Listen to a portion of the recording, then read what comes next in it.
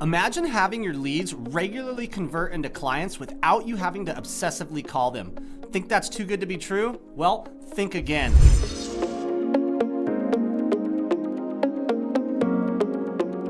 What's up? Adam Gillespie here, and today I'm going to show you the top 3 CRM strategies that will help you convert leads on autopilot. So let's get into it. Number 1. Auto and manual text campaigns. Okay, so when we're first getting these leads coming in from the internet, whether it's Google PPC, Facebook ads, or even just a squeeze page, the goal is when they get into the CRM, we need to set that appointment. So you're gonna wanna set up an auto text campaign or a manual text campaign if your CRM doesn't have auto text capabilities. And that will be the only part of this that's not automated. But if you do have a CRM like Lofty or KV Core that does allow auto texting, you're gonna wanna set up a 10 to 12-day auto text campaign that tries for one thing and one thing only, and that's to set up a 15-minute consultation call. This is so important because most agents will set up on a canned auto text campaign that's gonna come out and just try to get them qualified over text. It's gonna ask them a bunch of questions and they don't have any trust built in you yet. So trying to get them on to that 15-minute consultation call, Zoom or in-person meeting is absolutely key. So what I do in my system is I immediately set them up on a text campaign that runs for 12 days, and each day an automatic text goes out attempting to set up that 15-minute appointment. So that way we can qualify them, see exactly where they're at in the process, and then put them to where we need them in the CRM that's gonna nurture them for when they're ready. And when you're setting up these auto text campaigns, you need to keep the messages short. One big thing that phone carriers hate are long, drawn out text messages, especially if you haven't communicated with this lead ever before and you send them a giant book and a text as the first communication point. You're gonna not only turn the lead off, but you might get caught into the spam filters with the carriers because the message doesn't seem genuine and like a typical text message. And don't send links initially. Wait to have a response from the client first. And the reason is that a lot of carriers will consider links that are going out initially as spam. So you could find yourself getting caught inside of the spam filters of the carriers and your text message may never be delivered. You're gonna wanna avoid spam type language. We don't want these text messages seeming salesy, because if they're salesy, then the carrier spam filters are gonna catch that up and your text message will never be delivered. So even if you have the automatic text campaign set up and you send out those 12 text messages, if they're set up to be salesy and they're asking questions like, hey, are you ready to buy yet? Or what's your time frame? Or thanks for registering on my website. Those are all languages that can get triggered by the spam filters, making your message undeliverable, and could even taint your phone number with the phone carriers to where they report you as potential spam. So when your text messages or your phone calls come into these potential leads, it'll flag it as potential spam, which could have the lead completely ignore you, or once again, make your text messages completely undeliverable. If you're not too sure if your text message campaign has spammy language in it, very simple way to fix this is just to run it through ChatGPT. Set up a chat in ChatGPT and say, hey, I'm creating an automatic text campaign for a buyer that's coming in through the internet, and I wanna make sure that I'm avoiding spam filters. So can you please check on my text messages and let me know if this is spammy language? And if it is, let's create text messages that are anti-spam or that don't have that spammy language. And doing this is gonna help ensure that your text messages are not only deliverable, but it protects your reputation with the phone carriers as well. So that way you don't end up getting reported as spam or your phone number doesn't come across as potential spam. Number 2, informational drifts. This one is key here, guys, because so many agents will always use the canned drip campaigns that come out on their CRMs, and they are full of spammy, salesy language that is just a major turnoff to not only the client, but it'll also trigger spam filters inside of the email servers. So you wanna make sure that when we set up these campaigns that they're informational and we're leading with value, right? We don't wanna be asking people, hey, are you ready to buy a house? Or what's your time frame? Stuff like that. That's just gonna really be a genuine turnoff, because what it really does is it exposes your true intent, which is you're just after a commission check, right? But if we're leading with value and we're providing information to these people to help them understand the process of real estate without these calls to action that are asking them when they're ready to buy or if they want to jump in and get an appointment right away, this is a great way to build trust over time.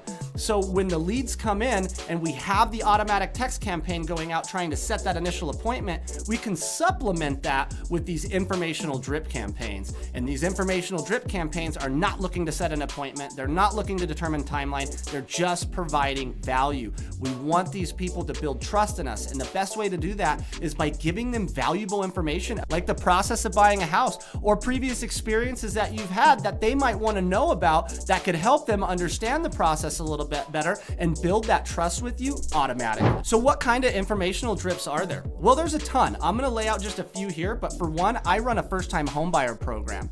And when I get my leads that come in through Facebook on my first-time homebuyer program, they go onto that auto text campaign, and then I set up an informational drip that's all about the home buying process. And it's going to walk them through this entire process over a period of 2 years, sending 2 emails per month. And each of these emails is just full of information about the process of buying the house. So I'll literally start from the very beginning to be, getting pre-approved, to what it's like to show houses, to what they can expect through inspection, to what an appraisal is, and what all their options are. So by the end of this informational drip, they would have gone through the entire process of buying a house. And these emails are also not long and drawn out. They're not full of spam language either.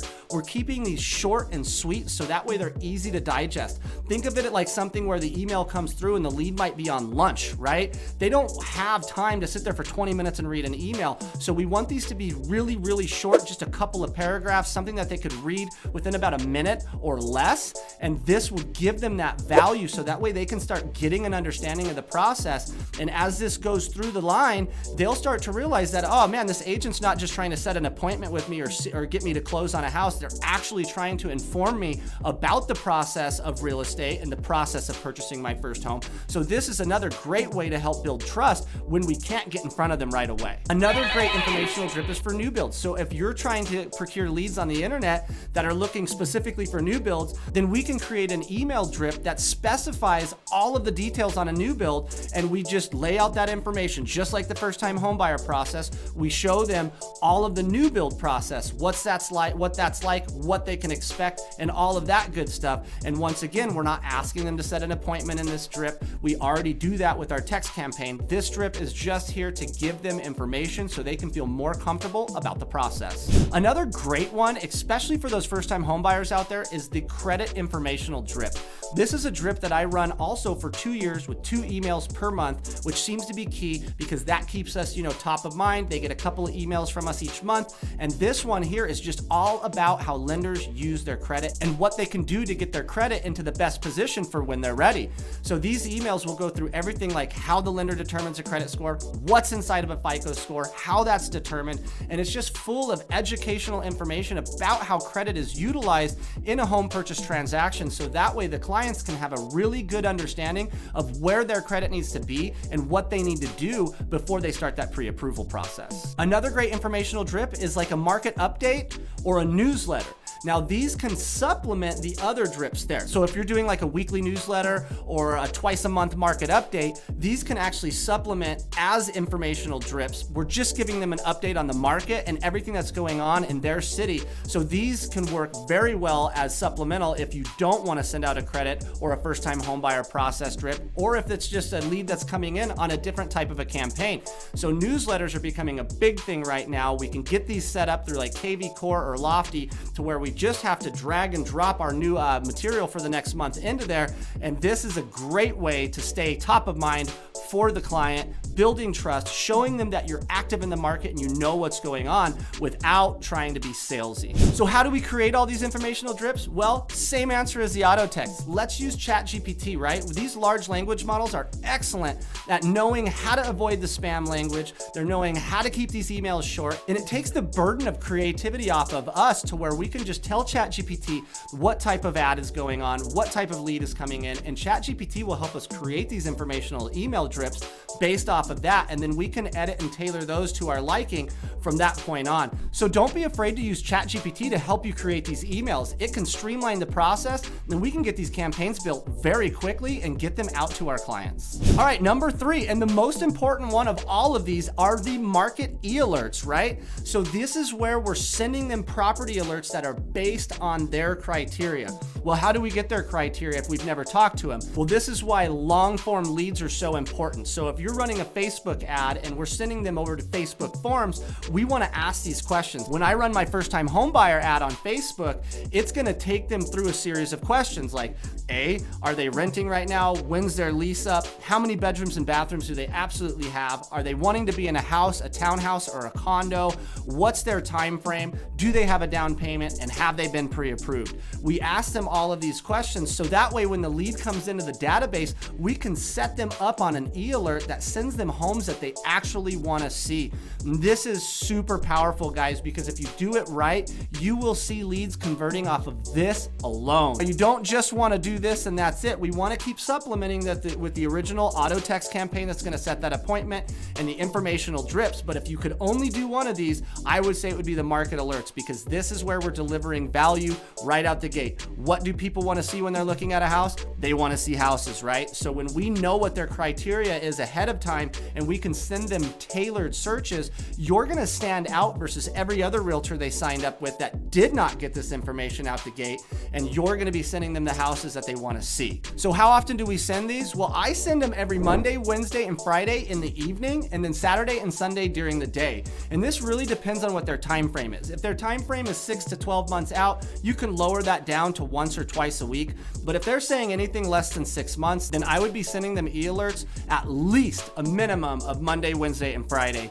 And I do, like I said, Monday, Wednesday, Friday in the evening. So that way these emails are coming in after they get off of work, which makes them more likely to be opened. And then Saturday and Sunday during the day. And then this way you're staying top of mind. So if you combine this with the text campaign, the email drips, and these e-alerts, we're getting in their email box a whole bunch of times per month, because we're coming out 5 times a week there. So you have 5, 10, 15, 20 times that they're getting e-alerts per month, plus they're getting 2 informational drips, and they've got that text campaign. It's going to be really hard for them to forget who you are. And since we're not coming at them with all this salesy language and we're just trying to get them to understand the process and provide information and value, it's not going to seem salesy, and you're going to have a really high success rate in getting these leads to either book into the appointment with you, or these drips may convert them themselves. So let me give you an example of that.